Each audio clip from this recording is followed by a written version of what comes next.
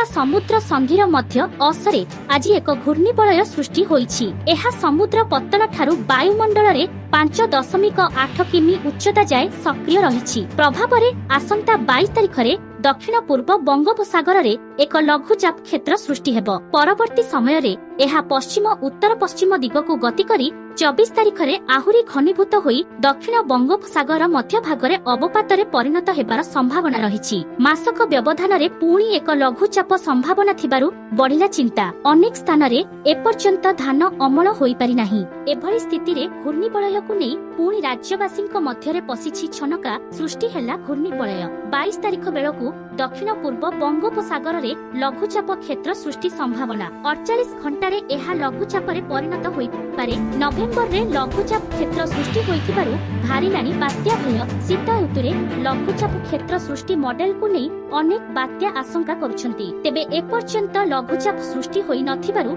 चित्र स्पष्ट होई पारिनी। मलाक्का समुद्र मध्य असरे घूर्णिबलय सृष्टि होईछि। 22 तारिख बेलकु दक्षिण पूर्व बंगोपसागर रे गोटिए लघुचाप क्षेत्र सृष्टि संभावना रहिछि। पश्चिम उत्तर पश्चिम दिगकु गति करी 24 तारिख बेलकु आहुरी घनीभूत हेबो। दक्षिण बंगोपसागर मध्य भाग रे गोटिए अवपात रे परिणत हेबा संभावना रहिछि। परवर्ती 48 घंटा रे पश्चिम उत्तर पश्चिम दिगकु अग्रसर होई दक्षिण पश्चिम बंगोपसागर रे अधिक घनीभूत हेबा संभावना थिबा पूर्वानुमान करिछि पाणीपाग विभाग।